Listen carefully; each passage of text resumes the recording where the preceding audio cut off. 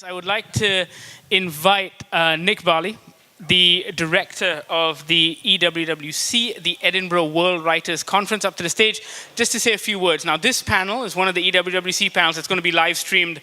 Actually, all our panels are going to be live streamed all across the world. So, Nick, the floor is yours.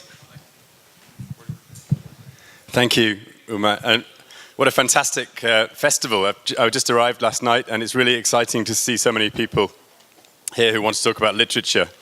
I run a book festival in Edinburgh, which has been running for 30 years now. It's one of the oldest literary festivals in the world.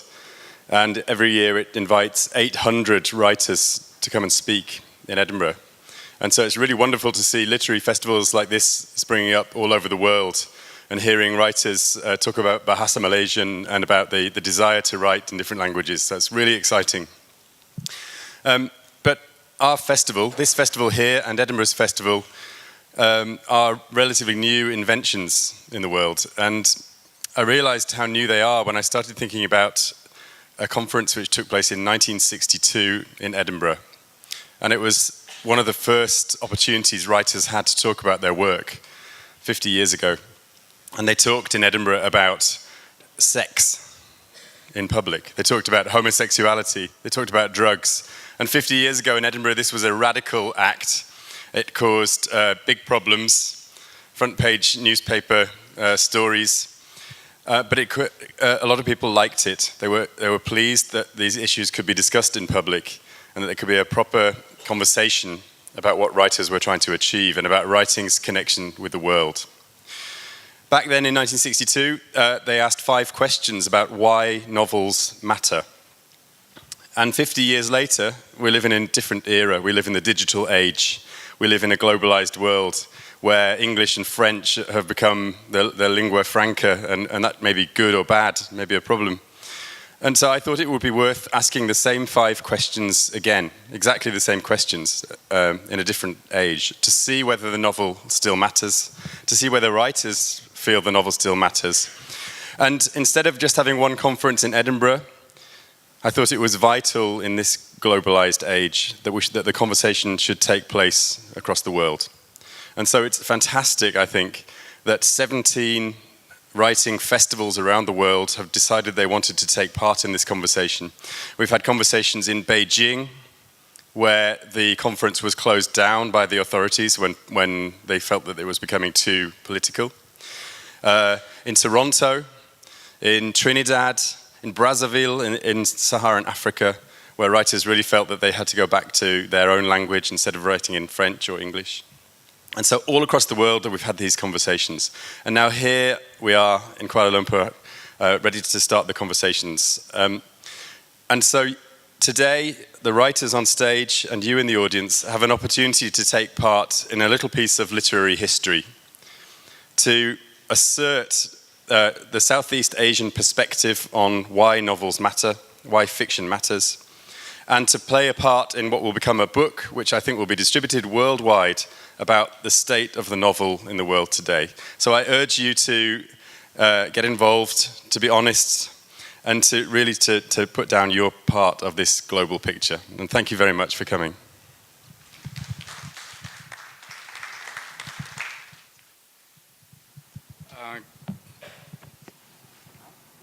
Hello, can you hear me? So good afternoon. Well, sort of afternoon, isn't it? We are actually live across the world, so that's something you might want to keep in mind when you ask your questions. Only in the best sense of that word. I mean, in that we should be trying to address perhaps the issues on a universal level, or slightly more abstract, rather than being bogged down with too much local detail. That's one possible strategy to take. But at any rate, you're absolutely free to ask your question, frame it any way you like. I'm going to ask the panelists, all 4 of them. We have Benjamin Markovits, Shamini FLINT, SULAIMAN, and Zee Lee from Vietnam here. I'm from Malaysia. My name is Sharad Kuttan and I work for BFM Radio. So I'm doing a little plug for the radio station at this point. I thought it would be great to privilege the audience over the writers. So I'm going to ask them for a kind of short intervention just to say something about the theme, about the topic of literature and politics. And then after that, we move quickly to the audience and see how the audience might direct us in trying to understand this issue, which is perhaps a kind of perennial question. You know, is art to be appreciated for purely aesthetic reasons, or is it somehow embedded in the real world and therefore has to deal with all those other things that somehow are beyond the aesthetic? So I thought I would ask Benjamin Markovits, who's sitting right to my right, if he could say something about literature, politics, and perhaps your own work. Hello, morning or afternoon. So I thought I'd start by trying to change the question slightly. So if the question is, should literature be political? There's a very useful one-word answer you could give to it: no. And with someone, because I have the freedom of the writer at heart, I would have thought that you would want to leave space for people who want to write non-political literature. If we change the question to, is all literature political in some way or another? Then I'd be happy to say yes. I think fiction and politics are both attempts to sell a worldview, and I'll talk a little bit more about that in a second. I think there's a difference between the kind of view of the world that a politician wants to sell you and the kind of view of the world that a novelist wants to sell you. And I have a little story about that at the end. Let me ask a couple of different questions now. If literature is political, is it good for the politics? And if literature is political, is it good for the literature? To answer that, I'm going to address this story. I teach creative writing, and on one of the courses I teach, it's a creative writing workshop, we look at 5 novels. We read The Aspirin Papers by Henry James. We read The Bell Jar by Sylvia Plath. We read Pnin by Nabokov. We read Things Fall Apart by Chinua Achebe.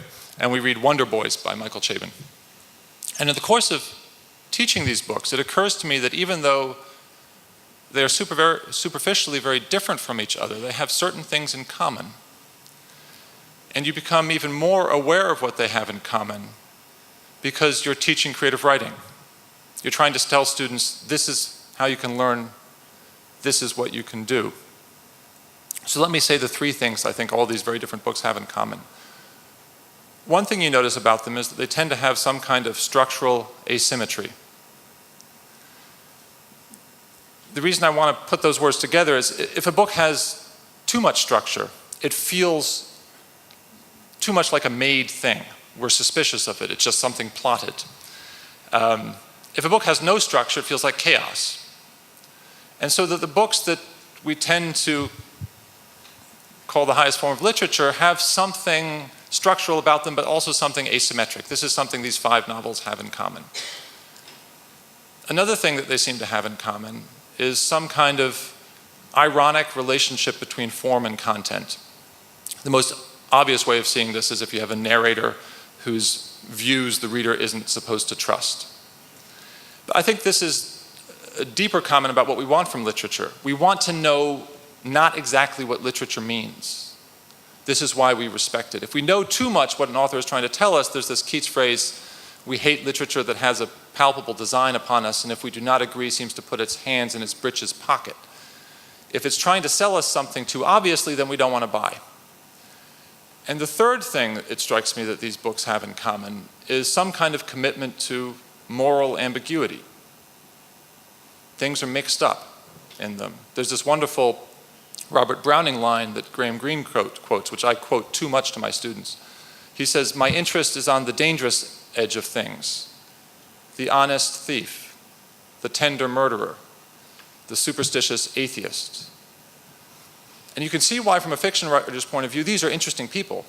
We don't want to write about the thief who's just a thief. Who cares? But the honest thief is interesting. The tender murderer is interesting. And what you realize is that literature has a bias towards certain kinds of problems and certain kinds of solutions to those problems. We want things to be complicated. We want things to be unclear. And you could see why, from a political point of view, this isn't always that useful. Because politicians want to be able to make things clear and they want to be able to solve problems. There's this awful line in a wonderful essay about Robert Frost by a guy called C.P. Snow. And Frost is waiting to see if he's going to win the Nobel Prize. And Snow spends some time with him. And Frost at one point says to Snow, because Robert Frost has written a lot of poetry about farmers and the New England poor, and Frost says, if I thought that by writing about the poor they would become less poor, I wouldn't do it. He's being a bit of a jerk there. I mean, we don't have to take him that seriously. On the other hand, his interest in the poor is a kind of detached interest. So here's the story, and then I'm going to shut up.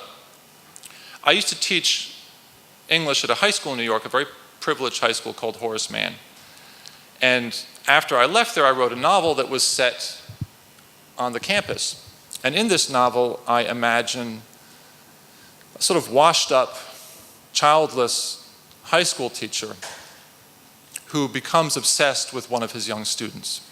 His own marriage has become a little bit sexless, and there's a very bright girl in his class, and he starts thinking about her in ways that both make him unhappy but also make him happy. They sort of renew his sense of ambition for life. And as the story progresses, we also see what's happening from her point of view, but it's more or less a sympathetic portrayal of this teacher who wants to sleep with one of his students. 10 years later, a story breaks in the New York Times Magazine about an endemic culture of sexual abuse at this school, in which a number of teachers, it turns out, not while I was there, but before my time, have been grooming students and crossing the boundary of appropriate relations with them. And when this story broke, I got a lot of emails from friends of mine who knew I taught there and had read the book saying, did you see what was going on when you were there? Is that why you wrote this character? And the answer was no, I didn't see anything particular going on. And it's also true, my guess is that if you look at any school too closely, you find some uncomfortable facts about the relationships between teachers and students. But the other thing that the story made me think of is that my portrayal of this teacher was committed to the idea that I should make him sympathetic. Because as a writer, he seemed to me only interesting if he was sympathetic. And that it might be the case that I was missing the point. That actually, from a more political point of view, I should have seen that what he was doing was simply wrong, that his interest in this student was to be condemned, and that my job should have been to condemn him in the strongest terms. But I don't think that would have produced, I don't want to make too grand claims for my story, I don't think that would have produced literature in the same sense. Now, I don't tell that story to suggest that literature should be above all these considerations. We should be suspicious of literature. We should be suspicious that it wants to tell us that everything is ambiguous, everything is more complicated than you think. On the other hand, that's kind of the game.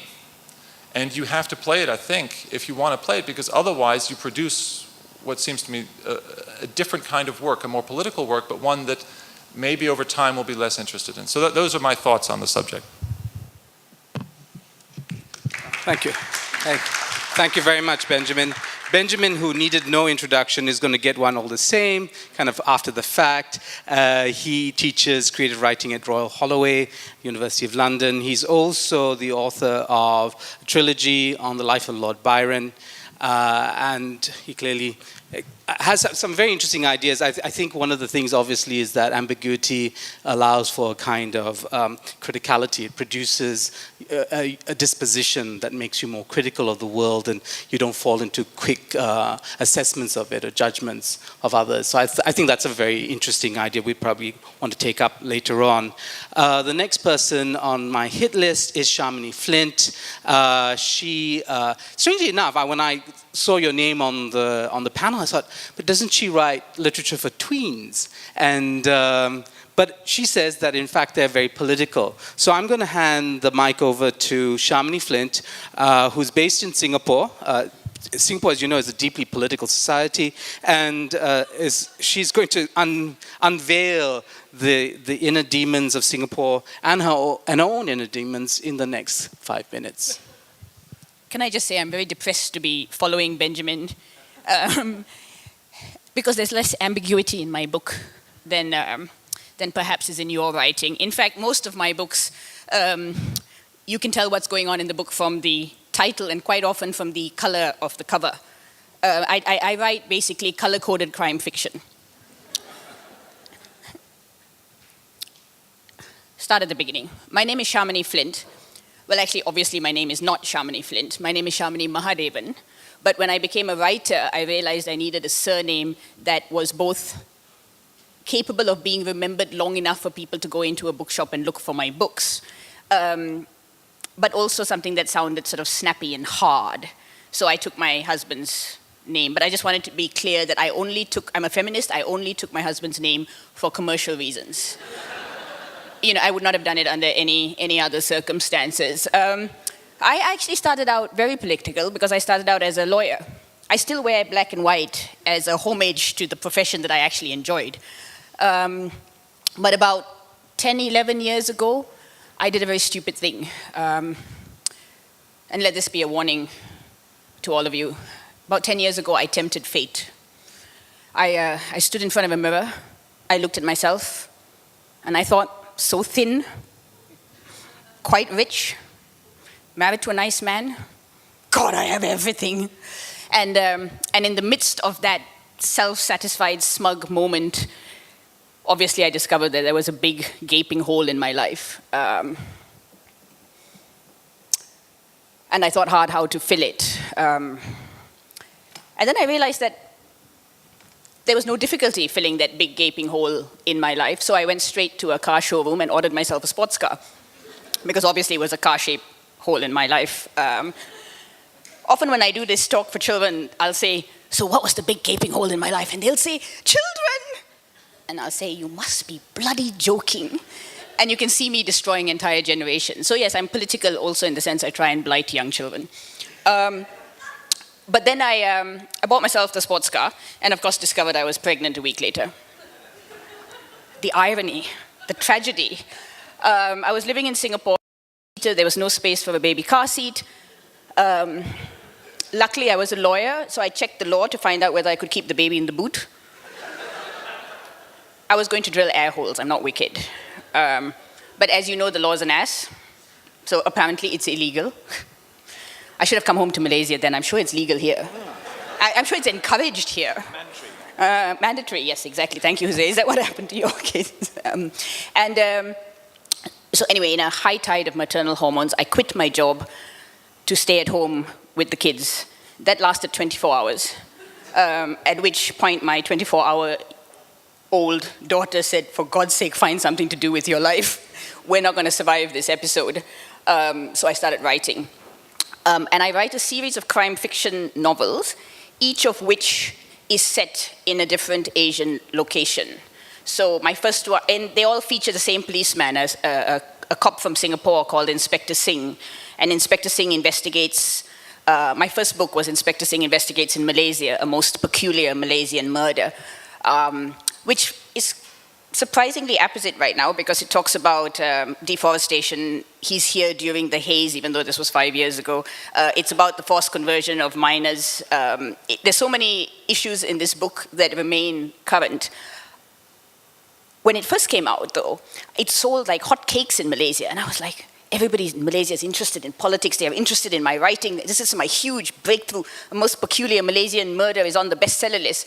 It transpired, everybody thought it was the true story of what happened to poor Altan Tunia, and that was the main reason for its success. So even when in Malaysia, in Asia, when you try and write politics, the countries always supersede the best of your imagination. You cannot possibly be as weird as they can be in real life. So I've written a book about Indonesia, about Singapore, called the Singapore School of Villainy, which deals with the laws about homosexuality and drugs and everything. And I was once in Australia doing a very normally I'm quite careful about what I say in public forums, but I was tired and it had been a long tour of Australia and I was in Canberra and I was as unpleasant as I humanly could be about Singapore. And at the end, a Chinese man came up to me and gave me his card and he was the High Commissioner for Singapore in Australia. So I was a little bit embarrassed and I'm a bit more careful. And my new book coming out soon, which deals with China and all the politics of China, culture of China, crime in China, is called Inspector Singh Investigates a Calamitous Chinese Killing. And I think it's sponsored by BN AMNO. And that's all I have to say. Thank you. Thank you so much, Shamini. So Shamini has a problem that I guess a lot of writers suffer, which is that the audience is likely to project their desires or feelings about the world onto your work, and your work might not be political, but it could be read as political, depending on the disposition of the audience. Next up, we have Zili, who is a Hanoi-based writer, Hanoi being an extraordinarily beautiful city, despite the terrible bombings from the war. She has published 13 books, of which the most well-known is Red Flower Farm, which is a mystery horror novel set in her home country of Vietnam. So I'm going to ask Zili if she could say a little bit about your work and how it relates to the question of literature and politics. That's when I see the so many FLINT books, I was really surprised because maybe before I easily think that hardly I see a detective book written by an Asian author. Yes, but me too, I am a writer who write, maybe the only writer in Vietnam who writes a detective and horror book. And maybe at first when I was invited here to talk about the political, so maybe I was surprised too, because maybe I think in Vietnam, you usually think political is something serious and sensitive. And I am a detective writer and was invited here to talk about should literature be political. So really surprising, happy. Yeah. And the topic of panel today remind me of a pleasant memory when I was a high school pupil. During 30 years, all the Vietnamese high school people usually have to write a literature essay at school with the subject, should literature be created for human life or should be enjoyed for its aesthetic value only. At that time, we, all the people, learn by heart our teacher's lesson mechanically with simple thinking. Although not quite understanding that our teachers consider literature for human life involving politics, serving politics and labor productivity. And a long time ago, a long time before that, an academic debate lasted during 4 years in literature circle, also about this subject. From 1935 to 1939.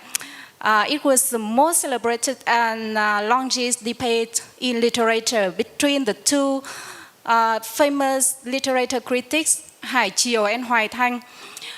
Hải Chiều, also a Marxist, protected his idea. Literature must be for human life and society. And he also said that the literature work with only aesthetic values, just words pornographic and reactionary, works for the rich class. And he didn't agree with Hoài Thanh ideas when Hoài Thanh considered literature like as a beautiful flower, could help the reader to forget tiresome for a while. And Hải Chiều said that literature shouldn't be a beautiful flower, but a kind weapon, a trumpet sound to encourage her to step forward. And after 74 years, until now, the debates are still inconclusive. Both of them both of them were winner and also loser. And should literature be political is very old question, but not less important, because all the time in our country we have literature, we make that question for ourselves every day. And I see many writers consider political factor in literature just be one of the situations serving or anti the temporary regime. And they consider it sensitive and serious. So they refuse to speak out loud their idea and choose to say that I don't care politics. But I think nobody, even he is a writer or not, can ignore politics and put it out of his works and his life. In my opinion, there is only two ways a writer involved in politics, directly or indirectly. Just because politics is one part of a country. Even sometimes it controls country. It interferes in the behavior of a community, our thinking, our lifestyle, economy, environment, law, fashion, architecture, and love, and even the way a writer thinks about literature. And some authors choose politics as their creative subject purposely, such as Jacob with 1984, An Animal Farm, and Humphreys with To Kill a Mockingbird, and a long time ago Voltaire with Candide. All of them used to be prohibited. And some other authors purposely or unintendedly ignore politics in their novel, in their works, and write only about romantic love or vampire. And they don't express their political attitude directly in their novel.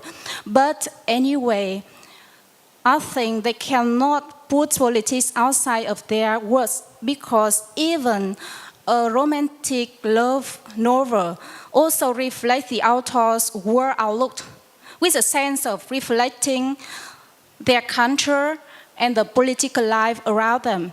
So I think, anyway, political factor and aesthetic value affect each other, support each other, should exist together at the same time and not separable. And they have relational dialectics. And politics interfere in aesthetic sense of a writer, and in contrary, aesthetic values of a literature also reflect the political life. Thank you very much. I think Zili reminds us that there are many polemical debates that have happened over history about literature. Indonesia also had a period of a polemic around the question of whether art and literature should be political or should it be purely aesthetic. They were deeply ideological times. Vietnam remains a one-party state where perhaps the government can impose, in this instance, a kind of socialist tradition of socialist framing of the question by saying, well, literature should be there for national development and such. So we go to, thank you very much. So we go to the last person on our panel, a giant among Malaysians. He's an actor and director. He is the director of Checkpoint Theatre in Singapore. He teaches at the National University of Singapore. He runs a website called Postcode, and of course is based in Singapore. And so the question of exile perhaps might be an issue for us to raise with Jose, and exile of course is deeply political. So without further ado, Jose, your thoughts. No, I moved to Singapore for the clean air. No question of exile. Yeah, I started my career in KL. In 1996, I founded Straits Theatre Company. I started work as a playwright. My early plays in Malaysia tended to be classified as political. Atomic Jaya, which was a satire about the making of the Malaysian atomic bomb.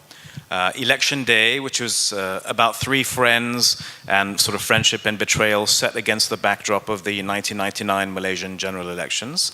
And The Smell of Language, which was this kind of Borges type of thing that was loosely based on the Lim Guan Eng case, where he was sentenced to jail for speaking up on behalf of a young girl who had been sexually assaulted. But then my own interests as a writer sort of moved inwards to more psychological issues, issues of the family, issues of memory and history, which also can be political, but not necessarily overtly in terms of a direct critique of the state apparatus. Moving to Singapore also, it also coincided with this increasing internalization of my theme and the sorts of things that I wanted to explore. So the thing about art, and this is my political credo about our profession, is that I think it should ask questions rather than provide answers. And when people look at political literature, I think they're often looking for a theme, a statement, an argument, something that's being sort of advocated or fought for. And that's the answer. But I'm much more interested in things that are open-ended, which open up the possibility for debate, for discussion, for disagreement. Yes, sometimes for critique, but sometimes very occasionally for reinforcement of the status quo. When I first started out, just after the success of Atomic Jaya in 1998, I remember being interviewed by a whole lot of media, including this correspondent from the BBC, who was just very interested in viewing me as a political writer. And it was very disheartening, because in the course of the conversation I realized every question that I would answer with sort of a general comment or a seemingly non-political comment about the craft of writing or kind of higher literary aims to which I was aspiring, he just kind of wouldn't hear. And he would keep coming back to questions about, fighting against the repressive regime in Malaysia, of course in that very sort of nice BBC way. And that began a pattern of things that I've encountered again and again in the course of my career, which is that, in particular, the Western media, or even sort of westernized Asian media, are much more comfortable seeing an author from a developing country as an expression of political dissidence, right? You are evaluated based on the level of how much you fight against your third world regime and how much in return you are repressed by them. So there's kind of a pecking order. If you've been banned, that's one. If you've been harassed, okay, if you've been censored, you've been banned, you've been, intimidated, you've been arrested, you've been tortured, you've been detained for life, you've been murdered, right? So I mean, really, if you're murdered, you win. And for me, that's very distressing. And I've always kind of, at a very early age, I decided that I'm just going to not play that game at all. And I'm just going to follow the dictates of my artistic conscience, if you will. And in my new book, which is being launched tonight here at the festival. Coincidentally. Kathy Rowland, who is a theater scholar in Malaysia and now Singapore, she wrote this quite wonderful and searching essay about my work.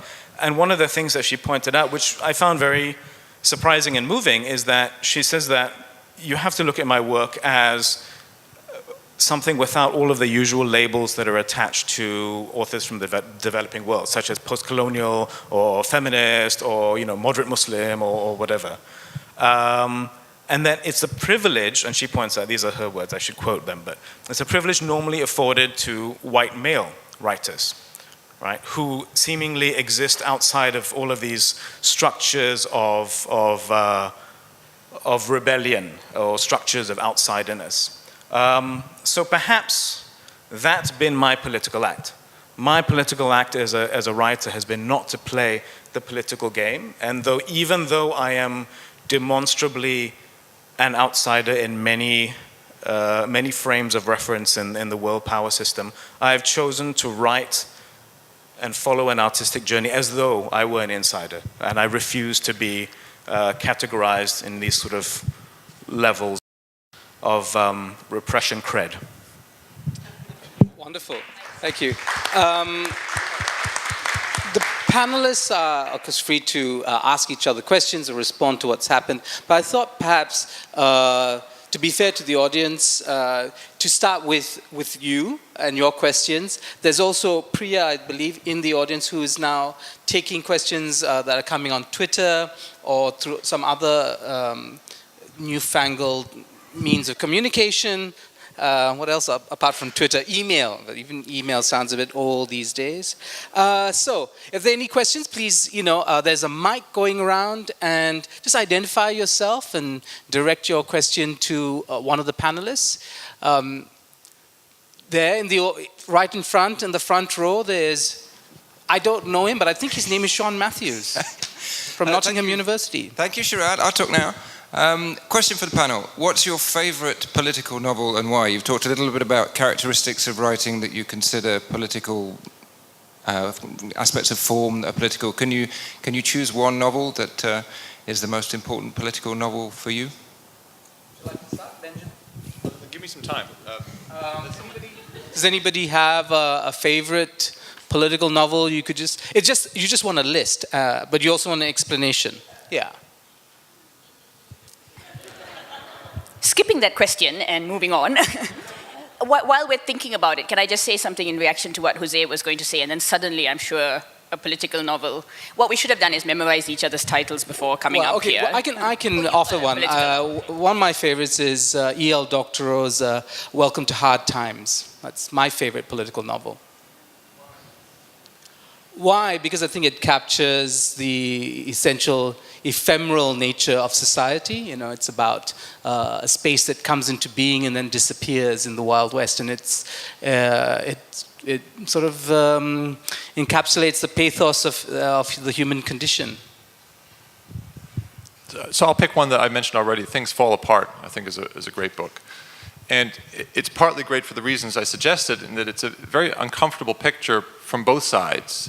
And what seems to me wonderful about Things Fall Apart is that those of you who don't know it, it's a story about the colonization of an African tribe by Western missionaries.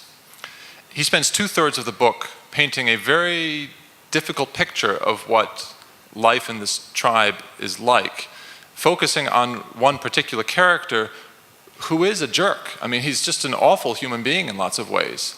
He's a bully, he's petty, even by the standards of his own tribe. He breaks many of the laws. He's a coward in relevant, when he gets involved in the killing of someone who was raised as his own son. And yet it's this guy, not anybody else, who sees soonest what's being done to his tribe when the missionaries come. And that seems to me a very interesting decision, to make the hero who spots the awful thing that's being done one of the least likable members of the tribe. And you're not quite sure at the end of the book, even though the final note is very ironic, where it leaves you. And that seems to me a wonderful achievement, to paint something so awful in ways that leave you so uncertain. So that would be the pick. Anybody else want to volunteer? Zili, do you have a favorite political novel? Maybe lots of Vietnamese writers write political novels, especially about the Vietnamese world. And maybe if I mention to some, maybe lots of readers here don't know them. But the latest novel I have read is maybe it's too old for you, but it have just been published in Vietnam. It's The Animal Farm of George Orwell. And but I love it because it's of the beautiful voice, and maybe that's the reason why I love it. It's very sensitive to analyze here, and I hope you understand. So the very famous anti-totalitarian, what is it called, allegory, a political allegory, Animal Farm, right?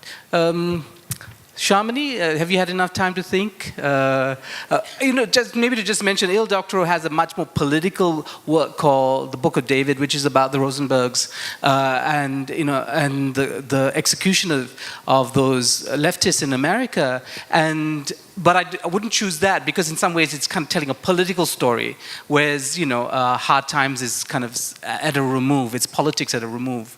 I think actually the book that most captured me was the book that I first, as a young reader and growing up, realized was political. At that point, I read stories, and I read stories for story's sake. And then I read To Kill a Mockingbird. And I love that book because obviously it's political, but also because it was the first time I became aware, overtly aware, that you can write politically with a point in mind, with an agenda that you want to sort of communicate. And so that book sticks with me because I think it was the moment that I realized that writing can change people's opinions. Writing can provide information that allows you to rethink a point of view of a position that you might have had, which is why I was fascinated with what Jose was saying earlier about how he rejects the idea of being a political writer and is sort of determined to find his own space. Because curiously, I came to writing from exactly the opposite position. I mean, when I first started writing and decided to write adult novels, and I looked around at what was coming out of Asia, out of Malaysia, a lot of it was historical. And it was political, but it was political about way back when. And I felt that what was fascinating about Asian society, about Southeast Asian society, was the way our historical trends are playing out in the present day. It's our colonization is interesting, our immigration is interesting, our experiences during World War II are interesting. But what's particularly interesting is the way those strands overlap and affect the way our societies operate in the present day. So I decided that I would try and extremely clearly and overtly write about those strands playing out in Asian society today. And because it was a complicated idea, I decided to use the easiest form, which was crime fiction, and to use those strands as motives within each novel, so that a reader coming to it, whether from Asia or from abroad, would not be challenged by the form and therefore could absorb the content, which I was trying to sort of, I suppose I was trying to use it as a bully pulpit, but as subtly as I possibly could by hiding it in a crime novel. So I actually decided to write distinctly overt legal, political thrillers about things that offended me about Southeast Asia, as an act of will. Zili, you mentioned To Kill a Mockingbird just now as well. Jose, what's your choice and why? It's not, strictly speaking, a novel. It's a collection of short stories. But, and I'm only being slightly perverse when I say this, but I think a very important political book is Candace Bushnell's Sex and the City, because it was a important work of popular fiction, which had a huge influence on popular culture because of the TV series that it spawned. But I think it talked very frankly and provocatively and entertainingly about sexual politics, as they are now, and the politics of relationships, particularly in New York, which is its own sort of strange ecosystem. And I found that meaningful, and I found that relevant. We'll take I guess these questions are going to merge into each other. Another question from the audience? Anybody? Just identify yourself. There was somebody in there. Thank you very much. I have two questions. First for Mr. I think you're not allowed more than one, but go ahead. Can I have to stand or sit here? Oh, thank you. The first question for Mr. Benjamin. In the UK, does the novel negative political factor face with the censorship of the British government? Does the British government practice censorship? Was that your question? Yeah. In this century? Oh, I don't know about this century. No, I'm not. The only kind of censorship that matters to me is the inability to get a public to care. I mean, one of the amazing things, it seems to me, about censorship is that it shows such a faith in the power of literature. Whereas in England, if you really want a book to make no difference, you just publish it. That's the... Thank you very much. And the second question from Ms. Lily. Yes. As you said, no writer can ignore political in their novel. But I found that with the detectives novel and romantic novels, many doesn't get involved in the politics. Yes, and your novels, I found mainly you write about detective, right, and romantic novels. Do you have any idea about that? So the question is, the setting that you have, your mysteries are political or are they not, and can you avoid the politics? Maybe Ms. Samini Flint can also answer this question. Yeah. But maybe I know that many people always think hardly a detective novel is political. But I think one of the factors can show the political life most clearly is the law. And in my novel, there are the way the policeman characters.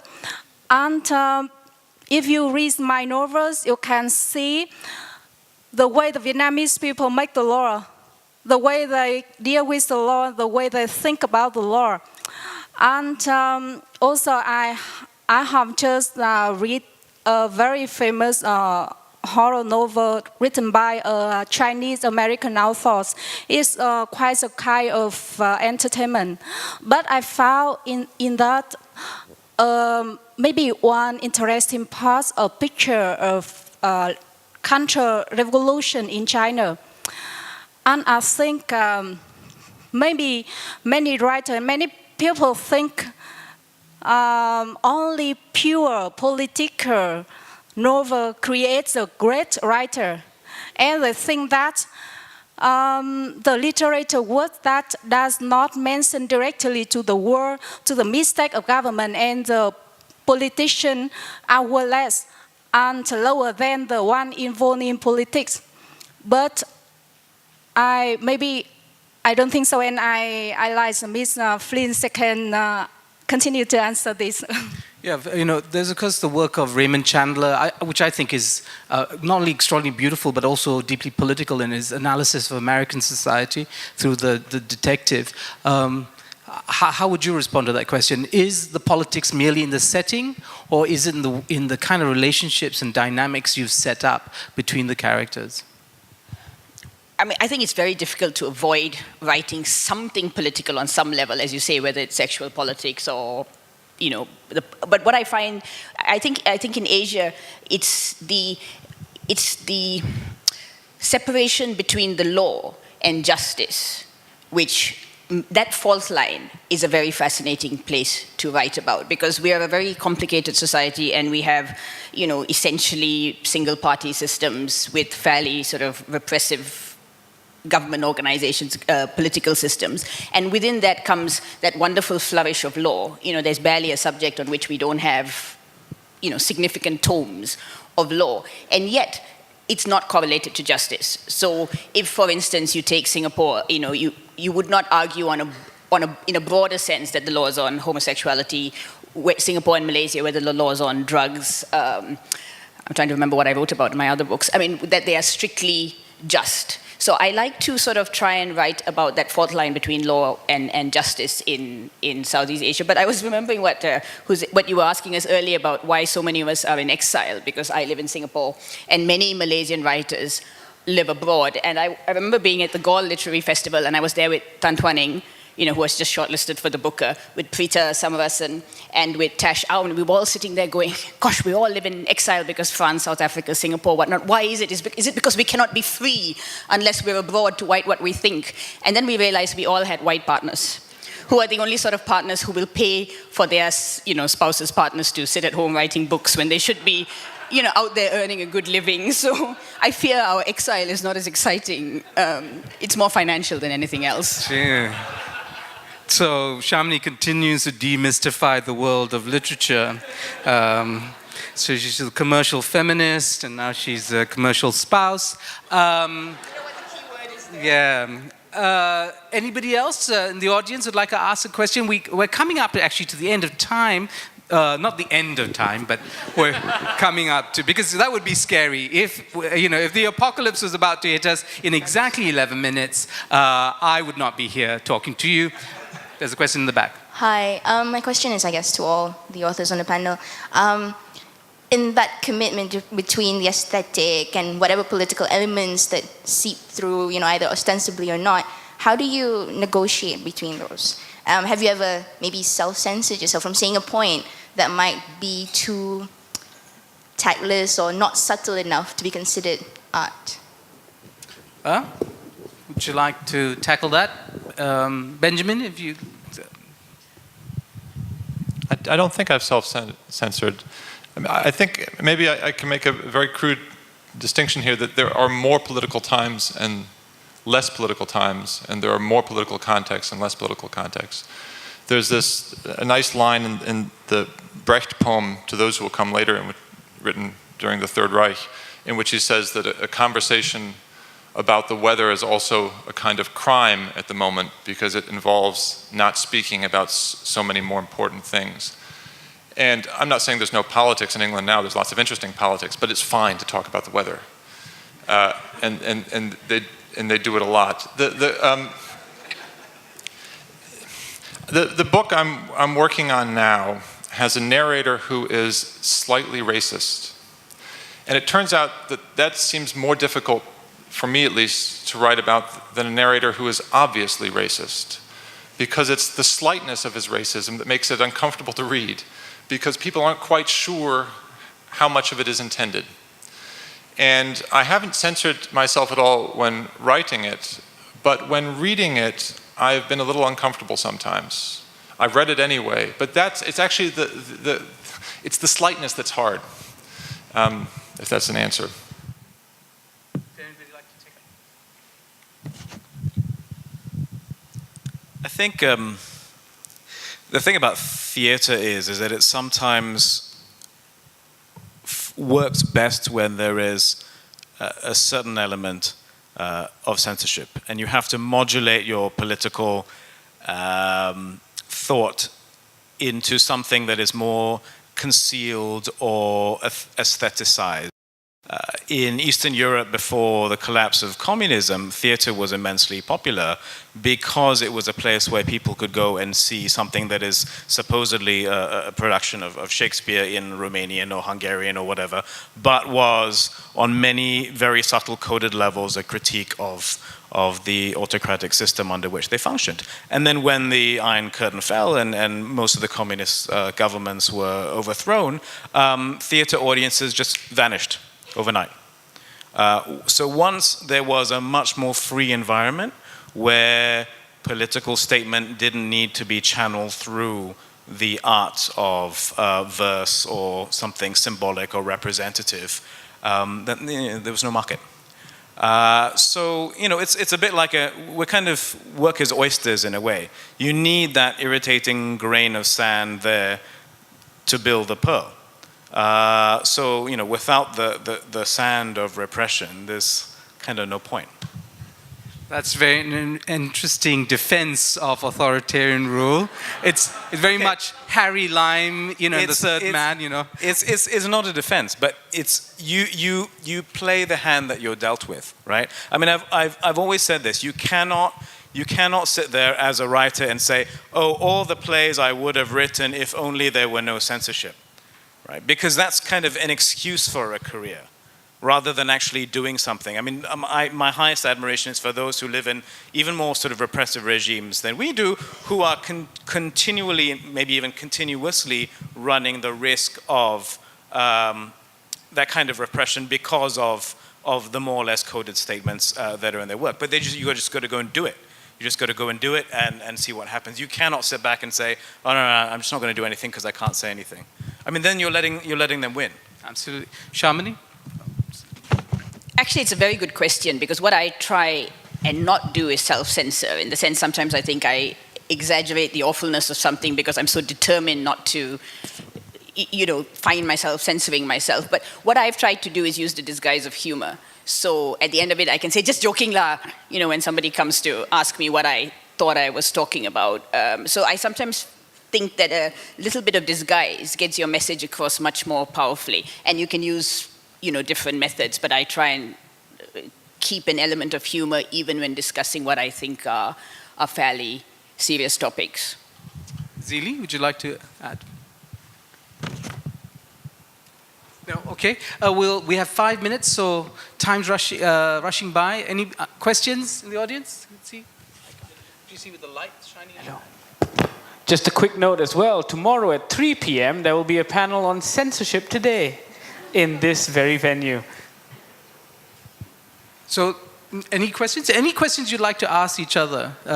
Especially, so there's some. I think that's Alfian Saad from Singapore. He's a playwright of note. Thanks for the introduction, Sharad. It wasn't necessary, but save my breath. Yeah, anyway, I just want to ask something about some of the assertions that I seem to be hearing regarding this sort of a dichotomy you have between, let's say, the political and then, say, the psychological, the political as being sort of opposed to a certain interiority, because I sometimes also think that writers travel to the interior and they do encounter the political. And also, this idea that in politics it's about black and white, and in literature is invested in ambiguity, because I think there are many wonderful writers out there, Dario Fo, Jose Saramago, who are very political, Bertolt Brecht as well, but at the same time are not, so strident or just one track. There's really a complexity in their politics, which is reflected in the literature as well. So I'm just wondering about whether you could sort of unpack that a bit, and do you think it's a sort of a false dichotomy? Yeah. So anybody like to take on the question of these binaries that frame the discussion? I think you're saying that some writers are less committed to ambiguity than I was suggesting. Is that, and some very good writers are less committed. Is that right?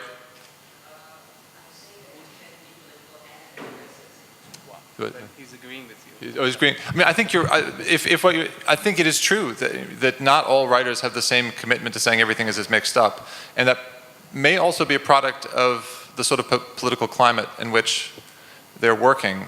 In some climates, the opposition seems more obvious and simple and necessary than in other climates. And this, I've been thinking whether I should say this in response to something Huzair said earlier about being uncomfortable when he's labeled by BBC journalists as political. Speaking as a white Western male, there's a certain amount of label envy that you have as a writer.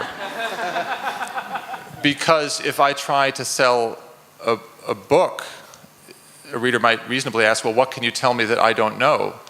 And I'll say, well, I talk about the eternal questions. And they might reasonably respond, yeah, I know those, But if you have something else that you can sell in addition that brings those eternal questions home in a new way, then it's a nice commercial way of approaching it.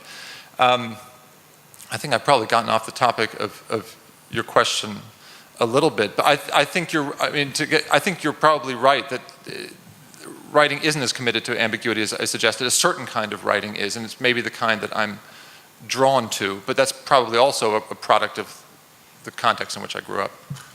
We're coming up to 1 minute, so just ask for like a 10-second response from each of the panelists. If you were going to talk about the commitment of writers or playwrights to politics, how would you frame it? Does that make sense? 10-second answer? Yes, 10 seconds is all you get. This is the force of structure that Jose points out. You have to be to the point. I'm forcing you to be. Shamini and Ben, anybody like to say something? I'll say something very quickly. I've written about Byron before, and it should be said that lots of writers are political, but they don't have to be political in their writing. He once said, "Who would write who had anything better to do?" And he died famously fighting for Greek independence, but he wasn't writing for Greek independence. He was organizing troops and munitions and soldiers and all sorts of other things that you can do politically, but you don't have to write about it. I think despite Benjamin's sad story, I don't think we're going to start feeling sorry for white males anytime soon, however difficult their writing may be. But I should tell you that I am going to breach the den of the enemy because the 7th Inspector Singh novel is going to be set in England. Yes, I've just got the agreement of my publisher, so I'm quite excited about taking my foreign cop back to the home of crime. I think, and this is in partial response to Ofian's question, I think the most political you can be as a writer in this day and age, when most things have already been written about, and most overtly political causes have far more articulate activists working on them full time, the most political thing you can do as a writer is to do just whatever the hell you want. And I think that being committed to that, not suffering from label envy, not worrying about the seriousness or gravity of your purpose, I mean, that's something that I'm trying to commit myself to. Zili? I think so. The same idea with SULAIMAN.